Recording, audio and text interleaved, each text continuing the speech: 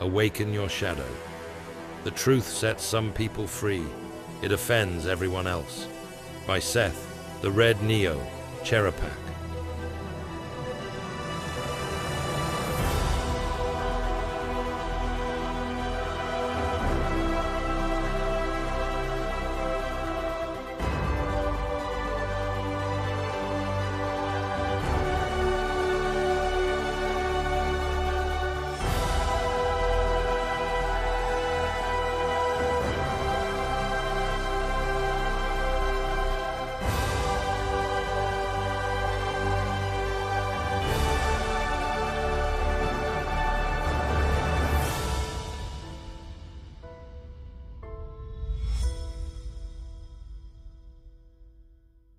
Part 2. Transfiguring Your Shadow. You've read this far because you're ready for authentic inner peace, healing, and prosperity. You've refused to accept the spiritual disease of conformity. You're unsatisfied with just playing the part. You're done with superficial methods that only teach you to manage the noise in your mind and body. You're here for the genuine healing, inner peace, and prosperity that only your higher self can give you. You're ready to descend into the darkness and call your exiled selves home. That fire within you, the burning in your body that once filled you with anxiety and kept you awake at night, that's the dissonant chorus of the voices of your shadow selves, the voice of the sacred fragments of your identity that you were forced to silence for the sake of conformity. You didn't silence them out of weakness. You did it because you had to. Something in your environment, family, religion, culture, trauma, told you that your authentic self was either too much, not enough, or didn't fit in. This is how your sovereignty was fractured. Some of its splinters were polished and presented for approval. Others were buried so deeply that even you forgot they were there, but they didn't die. They waited. From time to time, they burst from the shadows in some form of impulsive or spontaneous words or actions. Sometimes this has brought great joy and opportunity into your life. Other times it has hurt you, not because you were wrong, but because that hidden self hadn't had the opportunity to grow into its mature and authentic self. Each of your 7 selves has a voice, an underlying need, and a memory of its experience in the world. Your selves also have their own unique superpowers. You may have forgotten or repressed them, but they have never stopped trying to be seen. They have been fighting for their place in your life and in the world. What you've called anxiety may be the scream of your fearless self trapped in a life devoid of adventure. What you've called burnout may be the exhaustion of your sovereign self, crushed under the weight of expectations it never agreed to carry. What you've called insecurity may be the sacred self within you, aching to be seen, to be valued, to be known, not for what you do, but for who you are. This cannot be done in a weekend workshop or healed in a single ceremony. There is no shortcut to authentic growth, no hack for wholeness. This path is long, and it is hard, and it is holy. In his epic poem Paradise Lost, John Milton wrote, "Long is the way, and hard, that out of hell leads up to light." If you've descended into the abyss, and if you're reading this, you have, then you already know this truth in your bones. You've lived it. You've tasted the bitter irony of spiritual awakening, that before it lifts you, it strips you. Before it frees you, it confronts you. Before it crowns you, it crucifies the false gods you've built your identity around. But there is a path upward, and it's not paved with rituals or rules. It's walked through rhythm, not a rhythm of performance, but of presence, breath by breath, declaration by declaration, choice by sacred choice. As Proverbs 15:24 says, "The way of life is above to the wise, that he may depart from hell beneath." This departure from the hell of conformity and isolation doesn't start with a list of dogmatic rules. It starts with discernment, with learning to feel what's real and authentic inside you, so you can honor the parts of yourself that have been exiled and silenced. The upward way of life starts with a journey inward. The map to your healing isn't out there, It's been inside you all along, but exiled, suppressed, or ignored for the sake of fitting in or surviving. It starts with the rescue and redemption of your shadow selves. These 7 selves form your relationship with the intrinsic dimension of somatic axiology. They are the soul's architecture, your inner compass, your emotional terrain, and the roots of your true voice. And until they are attuned, until each is heard, honored, and harmonized, you will remain fragmented, out of tune with yourself, misaligned with your truth, reacting instead of creating, chasing instead of becoming. But when you attune to them, when you begin to listen to the pain beneath your patterns, the longing beneath your limitations, something ancient stirs. The static begins to clear, the noise fades, and what remains is not silence but signal, a resonance, a remembering, a return. This work is not about mastering the world. It begins with listening to yourself. That's the foundation, because the self you don't listen to becomes the self that sabotages you, and no contract, no principle, no external success will ever silence that inner turmoil. That's why the next phase of this journey starts here, not with your schedule, your surroundings, or even your relationships. It starts with yourselves, the parts of you that have been carrying your truth, your peace, and your prosperity all along. You're not broken, you're just out of alignment, and alignment is the first act of remembrance. New subheader, Intrinsic Alignment and the 7 Selves. Each of your 7 selves carries a sacred need. These needs are non-negotiable and deeply encoded into the architecture of your nervous system. Together, these selves form your personal pantheon. Each self represents a living aspect of you, with equal rights to their seat at the table of your internal council. Your body is the sacred temple where the 7 selves convene.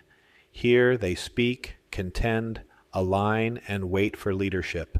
The more spiritually awake you become, the more your conscious intent shows up as the sovereign leader of this inner kingdom. Before the 3 spiritual awakenings, your kingdom remains in disarray. Your conscious intent remains reactive, driven by urgency instead of value, and easily hijacked by whichever self is currently screaming the loudest. Decisions feel chaotic, identity shifts constantly, and your nervous system lives in a state of confusion and contradiction. The owl awakening marks the first shift out of this internal chaos. The moment you realize your inner world is real, sacred, and powerful. It happens when you begin to see patterns instead of chaos. The fog lifts. You are no longer just surviving, you're watching, learning, awakening. You become the observer and begin to sense the shape of your internal kingdom. The serpent awakening brings discernment. You begin to see that not all wisdom is true, and not all light is benevolent. You learn to feel the difference between glamour and authenticity, between a self acting out of fear and one aligned with soul. You become the guardian of your temple, protecting it from false prophets, both internal and external. The Phoenix Awakening brings authentic peace and prosperity, not through acts of free will, but through acts of surrender to and alignment with the divine will. You no longer identify with your pain or your past. You lead not from reaction, but from integration. Your conscious intent no longer bows to oneself or exiles another. It becomes the central authority, capable of holding all parts in sacred balance.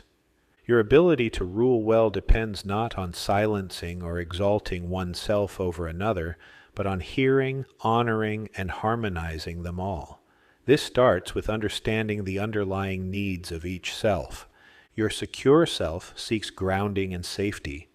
Your adventurous self seeks stimulation and momentum. Your sovereign self seeks autonomy and authority. Your compassionate self seeks intimacy and relational harmony. Your charismatic self seeks voice, influence, and visibility. Your intuitive self seeks wisdom, insight, and meaningful discovery. Your transcendent self seeks alignment, truth, and spiritual integrity. When these needs are honored in ways that promote wholeness, your personal kingdom is full of peace and prosperity. You feel connected, clear, decisive, and fully alive. When one or more of these needs is neglected or met in a way that overrides the others, your kingdom begins to fracture, and that need will get met either in ways that make you more whole or in ways that divide, distort, and destroy. This is the real work of shadow, not fixing what's broken, but understanding which self hasn't been heard and how it's been trying to survive. The more we suppress the needs of each self, the more fragmented and reactive we become. From its hiding place in the subconscious, the shadow self begins hijacking our behavior, one self dominating at the expense of another. This is the real mechanism behind self-sabotage.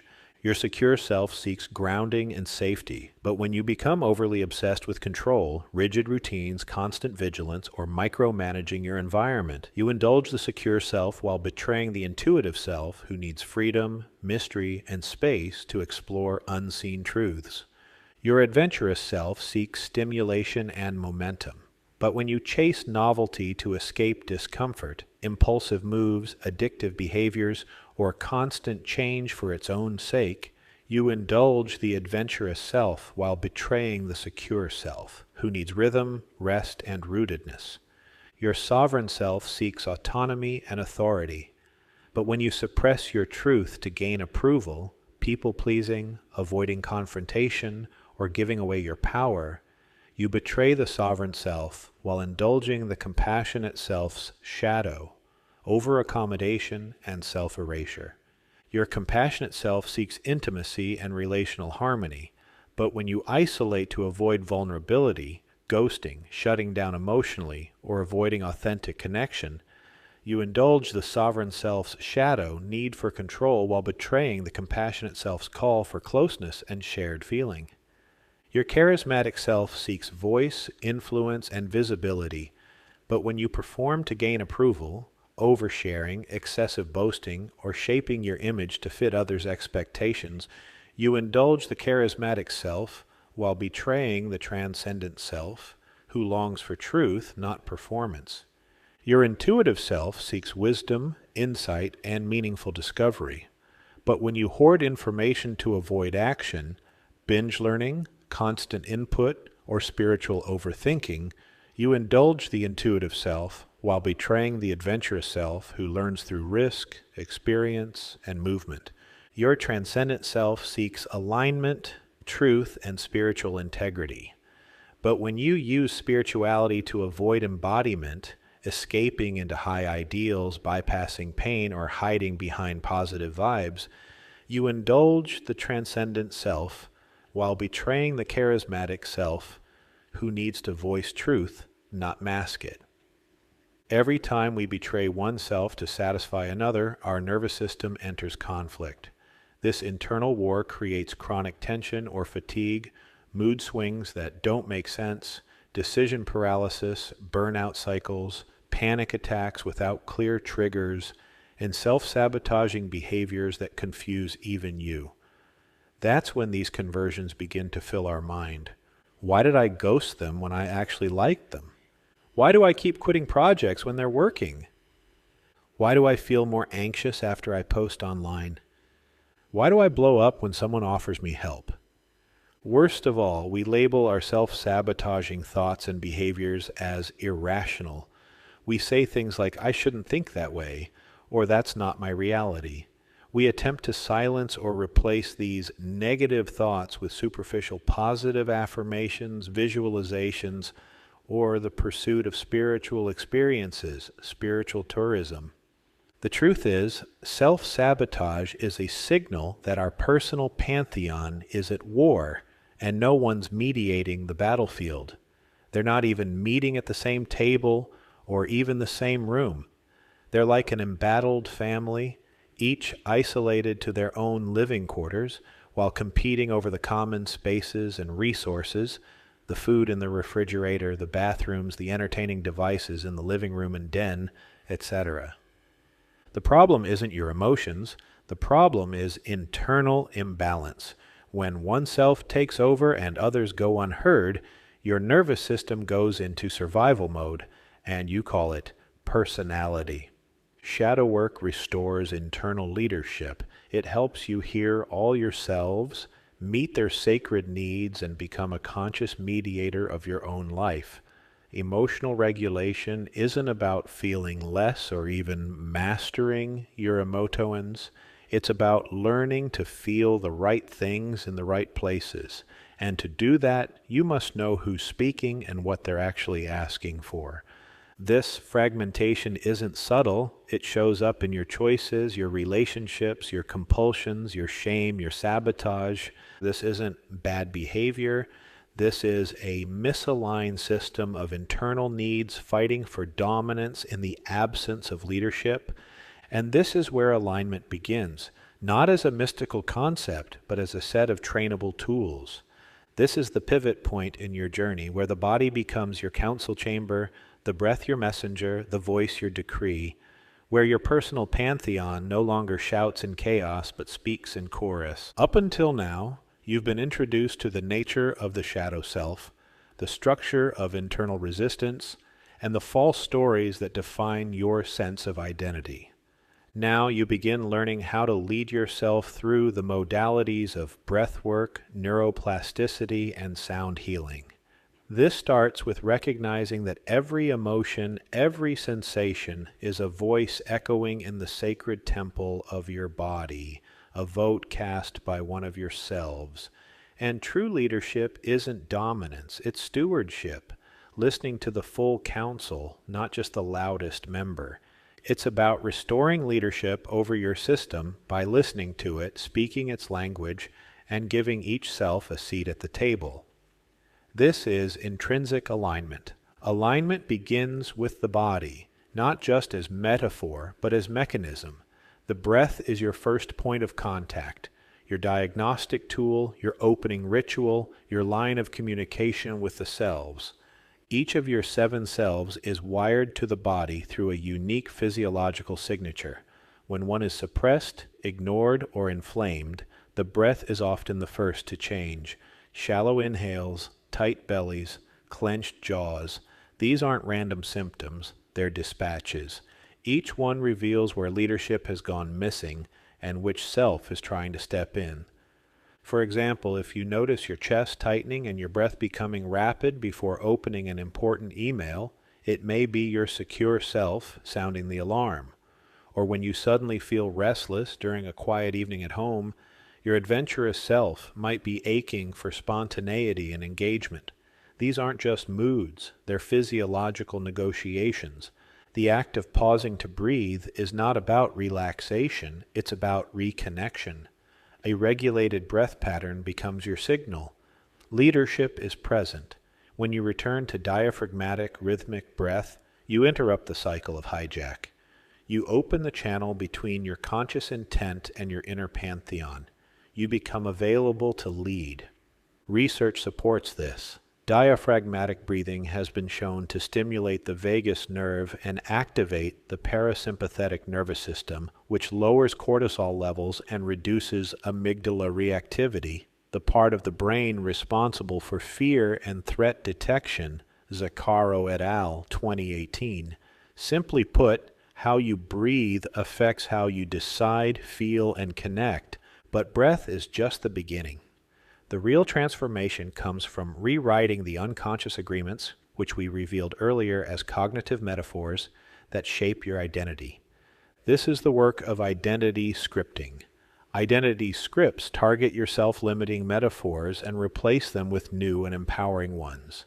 Unlike positive affirmations, which often gloss over deeper wounds with feel-good phrases, identity scripts begin by confronting the truth of your old conditioning. They do not deny the old metaphors. They name them, disarm them, and then replace them with a metaphor that activates your authentic self and aligns you with the divine laws that govern the seen and unseen world. This, again, is where most affirmations fail. They attempt to stack a new belief on top of an old one without clearing space. The subconscious doesn't accept contradictions. It rejects them. That's why repeating "I am abundant" while you're drowning in scarcity often leads to frustration or imposter syndrome. Your nervous system doesn't respond to wishful thinking. It responds to coherence. Identity scripts are neurological interventions, crafted statements voiced aloud with breath and resonance to retrain your nervous system to accept a new baseline of identity. Each script begins with a phrase like, "I once believed," to honestly name the distortion. Then it continues with, "Now I know," to claim the rewrite. This is the difference between performance and authorship, and that difference is everything. Neuroscience confirms this process. Studies on self-affirmation and value-based reflection show increased activity in the ventromedial prefrontal cortex, a region associated with self-concept and long-term behavioral change, Falk et al., 2015. These findings indicate that when you speak your truth with clarity and emotional engagement, your brain begins to reorganize around that new identity. The key to this reorganization lies in repetition, emotional resonance, and physiological coherence. Your nervous system adopts what it feels repeatedly and intensely, not what it hears once and intellectually agrees with. That's why breath, tone, posture, and timing all matter. They convert your intention into embodiment. In the chapters ahead, you'll learn exactly how to construct and deliver these scripts. You'll learn to sense which self is active, how to identify the cognitive metaphor it's operating from, and how to speak to it in a way that brings it back into coherence. You'll discover how your breath, voice, and nervous system create a living ritual, one that replaces old patterns with patterns that serve your wholeness and growth. This is not about tricking your mind, it's about tuning your whole system. That's where sound enters the frame, not as performance but as presence. Sound gives texture to truth. It creates resonance where there was static. Vocal vibration isn't just expressive, it's integrative. Through sound, you shift your body's emotional state and open neural pathways that are otherwise closed under stress. Your tone becomes your tuning fork, helping your system register that it's safe to change, safe to express, safe to belong. This is why toning, chanting, and vocal breathwork practices have been used across cultures for centuries. Modern research backs this up. Chanting and vocal toning activate the vagus nerve and increase heart rate variability, a marker of emotional resilience and well-being, Porges, 2011. Vibroacoustic therapy at specific frequencies has been shown to lower cortisol, reduce anxiety, and enhance mood. Iacarino et al., 2016. Each self responds to specific frequencies, rhythms, and tones. We'll explore those mappings in the chapters ahead. But for now, understand this: sound, breath, and script work together. Breath calms the waters. Script sets the course. Sound is the ship that carries it forward. When used in concert, these three tools become technologies of transformation. They allow you to listen inward, respond with intent, and encode new realities into your biology. You don't need perfect posture or perfect words. You need presence. You need to breathe like you belong, to speak like you believe yourself, and to feel and to live like you trust your truth. This is how we move forward, from fragmentation to harmony, from reaction to revelation. In the chapters to come, we'll unpack the needs of each self. We'll explore what happens when they go unheard, and what becomes possible when they are awakened and activated. You'll get practical strategies for the specific needs that drive each self. You'll learn breath patterns and sound practices tailored to each archetype. And by the end, you won't just understand yourselves. You'll know how to live from them. Your breath will guide you. The identity scripts will replace self-limiting metaphors with empowering ones. The sound of your own voice will carry you. You are ready. This is shadow work at both the cognitive and somatic level. Not wishful thinking, but physiological reality. The balance of your three layers of intelligence: IQ, EQ, and VQ. Inner peace is not the absence of hardship. It's living by quiet authority in the midst of it. It's your capacity to meet life, not perfectly, but with all seven selves in alignment. This internal wholeness and peace makes external prosperity possible. It prepares you to create an external world that is an expression of your internal desires. New subheader, Extrinsic Stewardship and the Seven Contracts.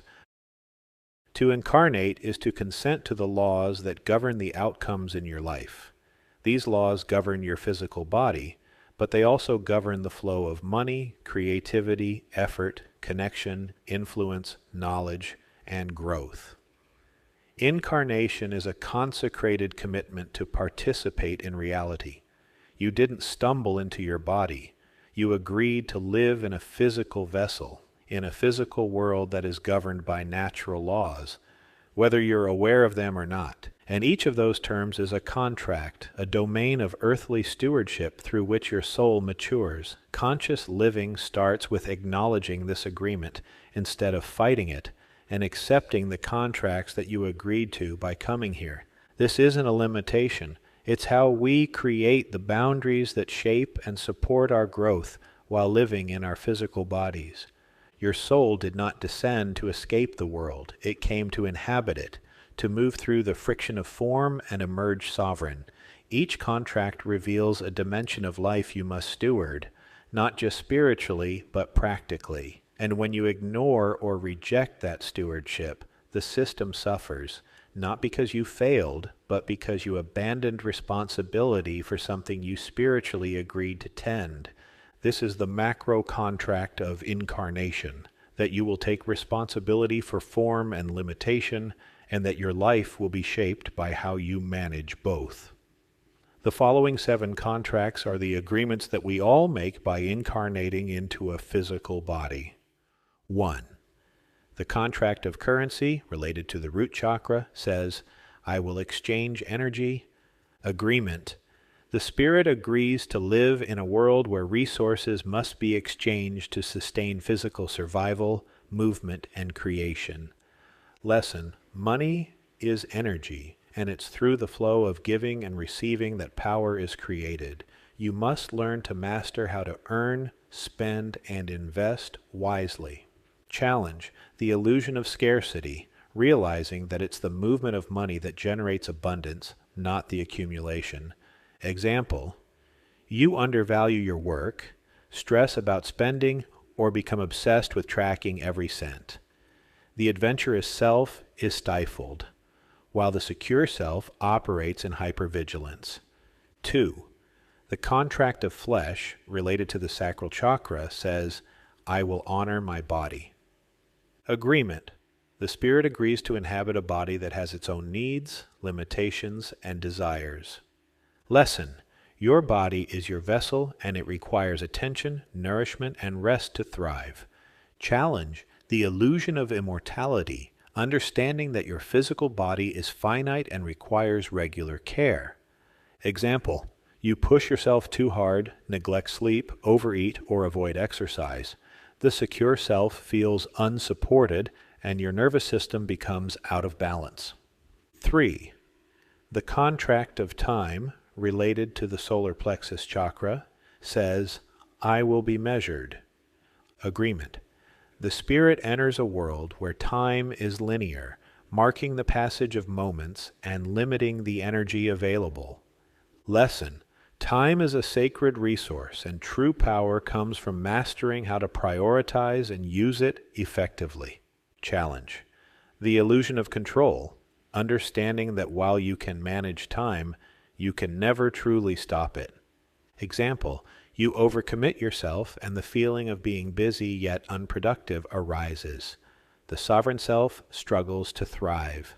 4. The contract of relationships, related to the heart chakra, says, I will be connected. Agreement. The spirit consents to an experience where love is both fulfilling and painful, calling for deep interdependence. Lesson. Growth happens through deep emotional connection and reciprocity, both in giving and receiving love. Challenge. The illusion of ownership. Recognizing that love is a gift and not something you can possess. Example. You push people away when things get hard, or cling so tightly that you lose yourself. Compassionate and sovereign selves are in conflict. 5. The contract of language, related to the throat chakra, says, I will communicate with other conscious beings. Agreement. The spirit agrees to the power of language, recognizing that words shape our reality and connect us to others. Lesson. Mastering communication is essential to embodying your essence and sharing your truth. Challenge. The illusion of silence, believing that withholding your voice protects you from harm. Example. You hide your opinions, suppress your needs, or use passive communication to avoid confrontation. The charismatic self is stifled while your essence remains unexpressed. 6. The contract of knowledge, related to the third eye chakra, says, I will learn and use what I learn. Agreement. The spirit agrees to a quest for wisdom, knowing that growth is fueled by knowledge and perception. Lesson. True power comes from the integration of knowledge and the continual pursuit of understanding. Challenge. The illusion of certainty, believing that you can know all, when in reality, true wisdom is knowing you can never know enough. Example. You close yourself off to new information or stick rigidly to one belief system. The intuitive self is limited, while the seeker lies dormant. 7. The contract of spirit, related to the crown chakra, says, I will carry a spark of divinity. Agreement. The spirit agrees to acknowledge and carry the divine spark within, understanding that it is a manifestation of the infinite consciousness, forever connected to the source of all creation. Lesson. True power arises from the recognition of your own divinity, embracing the sacred nature that flows through you and all things. Challenge. The illusion of separation, understanding that you are not a mere fragment of existence but a reflection of the divine, a living embodiment of higher consciousness. Example, you may feel disconnected or struggle with the limitations of the physical world.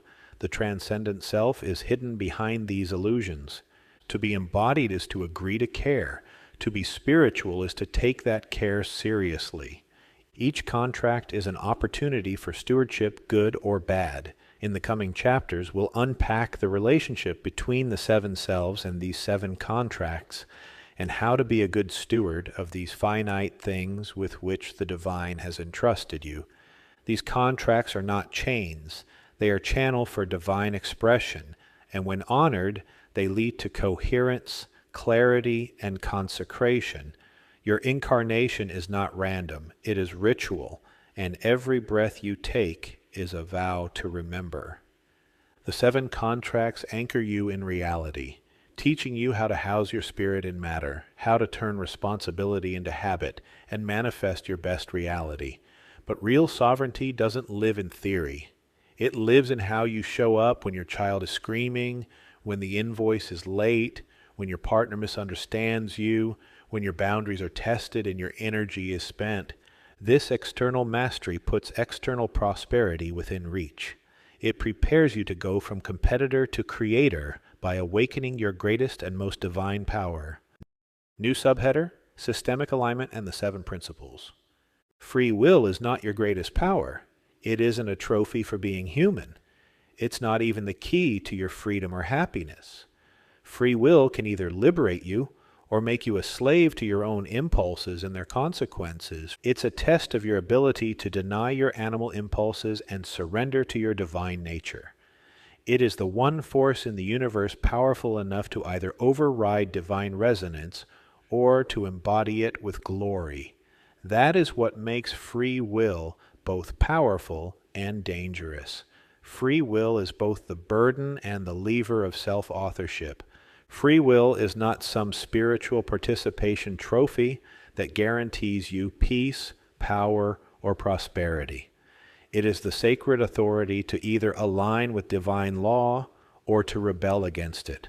You can use it to magnify God through your actions, your thoughts, your breath, or you can use it to distort, divide, and self-destruct. This is why so many people feel spiritual, but live in chaos. Why some have rituals, mantras, and mindfulness practices, but still can't find peace. Why even believers, religious or otherwise, stay trapped in anxiety, addiction, resentment, and fear. Because free will is only powerful when it's rightly ordered, when it is submitted, not in weakness, but in wisdom, to something higher than your preference, your comfort, or your impulse. This is the fatal flaw in both secular self-help and much of modern spirituality. They treat free will like a blank check. They teach that you create your reality by choosing whatever feels good. But the truth is far more sobering. You don't create reality. You align with it, or you oppose it. When your will is aligned with the structure of truth, it unlocks divine momentum. But when your will rebels against that structure, when it refuses the boundaries of natural law, you create friction, dissonance, and collapse, sometimes slowly, sometimes all at once, but always inevitably. This is the real, original sin, not the eating of forbidden fruit, but the usurpation of divine order, the belief that man can know good and evil on his own terms, the fantasy that will can exist without law, that true power can exist without internal and external alignment. Free will becomes holy only when it is wielded in service of coherence. It is only redemptive when it bows, not to dogma or doctrine, but to the reality of how things truly work. In this way, your will is not the final authority. It's a tuning fork, or it's a wrecking ball, and only you can decide which role it plays. This is why Christ didn't just perform miracles. He submitted, saying, "Not my will, but yours be done." This was not an act of surrender, but of alignment. Jesus did not abdicate his power. He consecrated it. He tuned it to a higher rhythm. That is what made his will unstoppable, because it was no longer at war with truth. Your will was never meant to replace your connection with God. It was meant to be a tool for expressing the mystery of godliness through your sacred mind-body instrument. And if you want peace, power, or transformation, that's where it starts. Not with getting what you want, but with confronting whether what you want is even real. If free will is the instrument, divine law is the key in which it must be tuned. Without this tuning, free will doesn't liberate, it disorients. You cannot play music by mashing random notes and hoping for harmony. The same is true of spiritual power. The laws that govern the inner and outer worlds are not optional. They are absolute. They do not bend to emotion, intention, or belief. They are not impressed by sincerity. They are universal, impersonal, and non-negotiable. The Hermetic traditions recognize that this set of foundational principles govern all levels of reality, not just physics, but metaphysics, not just matter, but meaning. These laws are not rules handed down by an authority figure. They are observations of how the universe actually works. They are the structure of coherence, and they are the tuning fork by which your will, mind, emotions, and actions must align with the natural laws that govern the universe, the principle of rhythm. All things rise and fall, ebb and flow. This law governs cycles, emotional, spiritual, biological. Resistance to rhythm creates burnout. Surrender to rhythm creates momentum. The principle of gender. Gender exists in all things, not just in biology. Masculine and feminine energy are the two generative forces of reality. One active, one receptive, one initiates, the other incubates. Every act of creation requires both. The principle of causation. Nothing happens by chance. Every result has a root. Every symptom has a source. Every effect has a cause. You are always both creator and created. The principle of correspondence, as above, so below, as within, so without. The micro reflects the macro. Your outer world will always mirror your inner order or disorder. The principle of polarity. Everything is dual, and each polarity contains its opposite. love and hate, confidence and fear, joy and despair. Healing is not about destroying one pole, but transmuting it into its higher form. The principle of mentalism. All is mind. Reality is structured by consciousness. You are not a machine in a dead universe. You are an emanation of divine intelligence participating in the shaping of form. The principle of vibration, nothing rests, everything moves, all matter, energy, thought, and emotion vibrate at specific frequencies. Elevating your vibration is not a metaphor. It is the result of real embodied alignment. These principles are not mystical suggestions. They are more like spiritual physics. You ignore them the same way a person might ignore gravity, with immediate or eventual consequence. When your life is disordered, incoherent, painful, or futile, one or more of these principles is being violated. When your life is clear, energized, aligned, and fruitful, you are in resonance.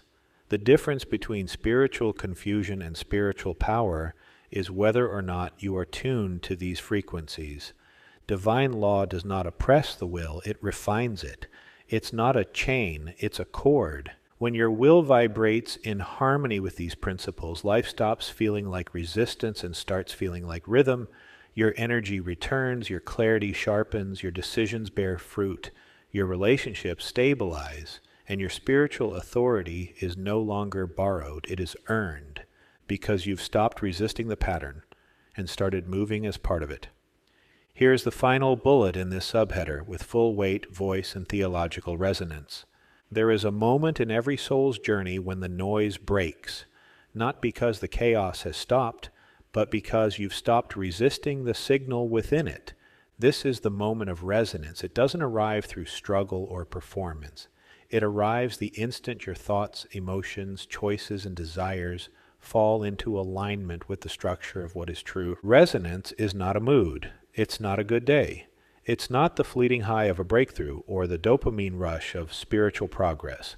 Alignment is the state of being in which your will, your design, and divine law move as one intelligence. When you reach resonance with natural law, your inner world quiets, the fog lifts, the weight you didn't even realize you were carrying dissolves.